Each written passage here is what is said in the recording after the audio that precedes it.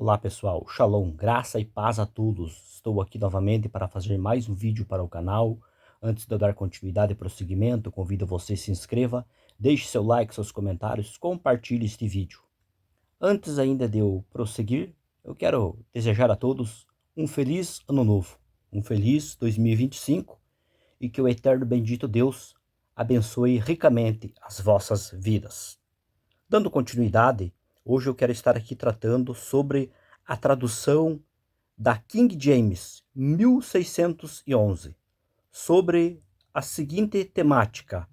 Esta tradução está errada referente ao texto de 2 Samuel, capítulo 21 e o versículo 8, sobre isso que estaremos vendo nesta ocasião.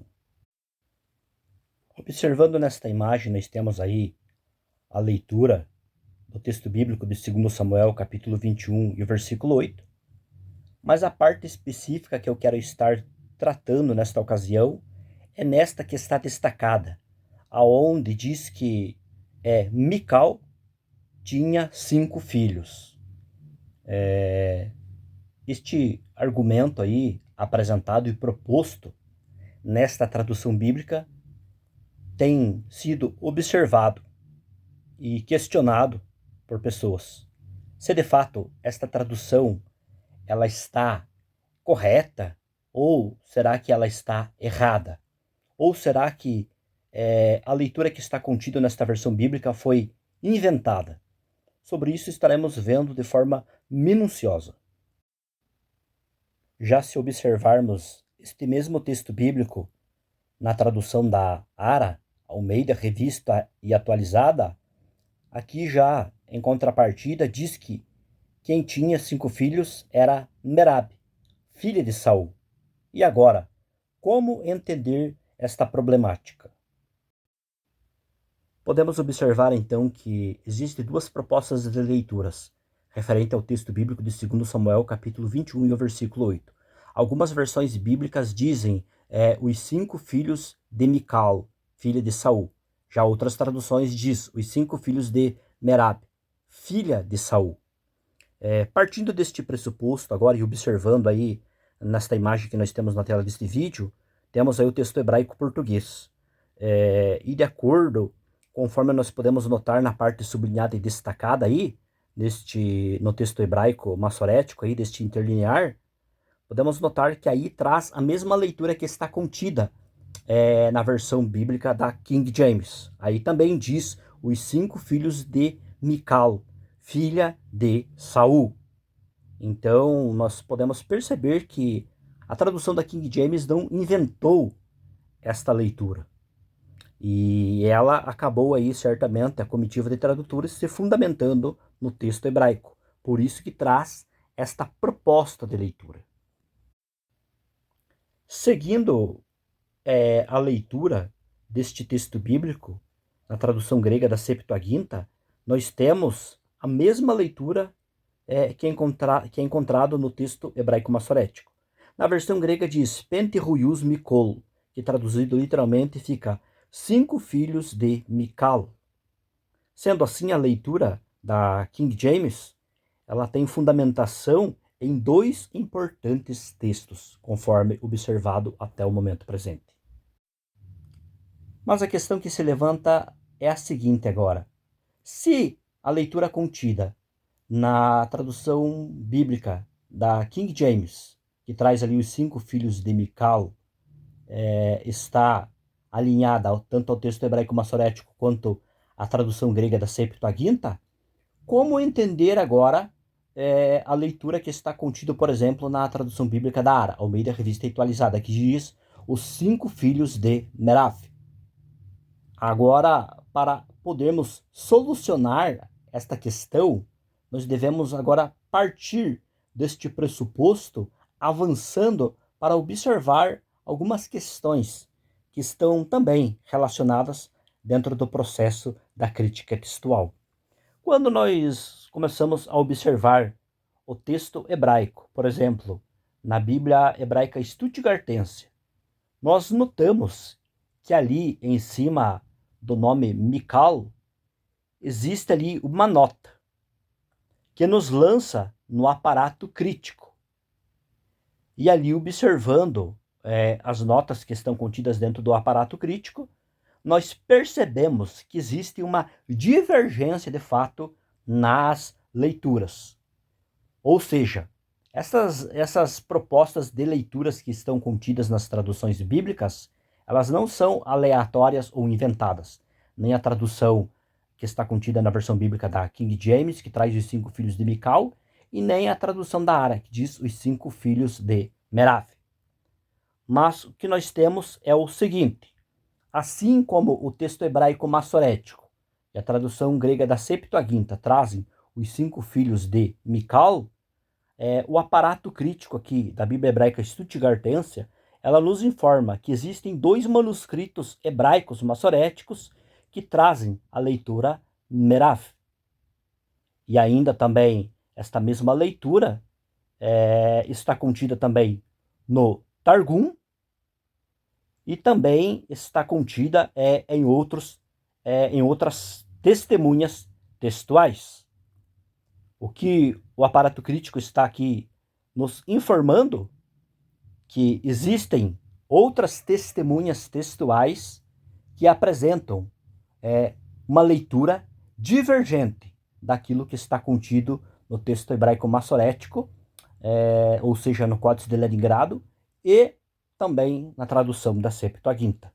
Como já disse aqui, nós temos o Targum e nós temos também 2 manuscritos massoréticos, 2 manuscritos hebraicos massoréticos que traz a leitura, no caso, Merav, ou seja, que a leitura deve ser a seguinte: os 5 filhos de Merav, em vez dos 5 filhos de Mical.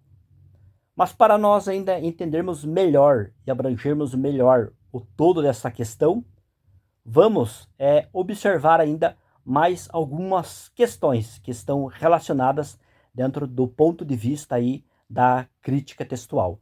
Prossigamos. Nesta imagem nós temos aí o manuscrito 4Q51 de 2 Samuel, capítulo 21, versículo 8, datado do ano 50 a.C., fragmento 152, que traz a leitura os 5 filhos de Merav, filha de Saul, nesta parte sublinhada e destacada.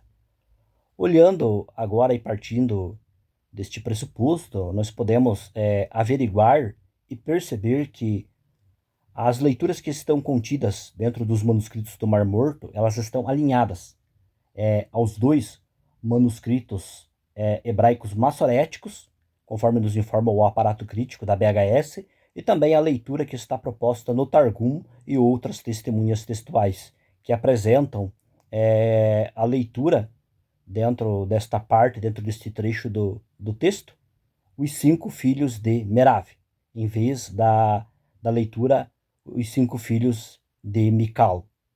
Nós temos aqui, de fato, uma divisão dentro destes textos do Antigo Testamento. Para ajudar a solucionar essa questão e chegar a um porto mais desejado, para compreender de fato qual leitura é a mais correta, uma vez que temos divisão dentro das testemunhas textuais do texto do Antigo Testamento, eu quero compartilhar com vocês aqui alguns comentários feitos aí por peritos e especialistas do Antigo Testamento e também por alguns lexicógrafos, para ver como eles entendem esta questão.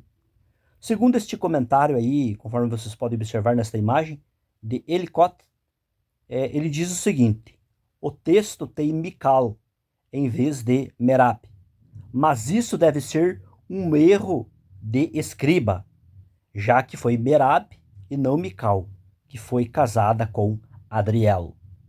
Então, segundo este comentário aí de Ellicott, diz que foi um erro de escriba. Certamente foi isso que motivou esta leitura que temos hoje, que diz assim: os 5 filhos de Mical, em vez dos 5 filhos de Merab.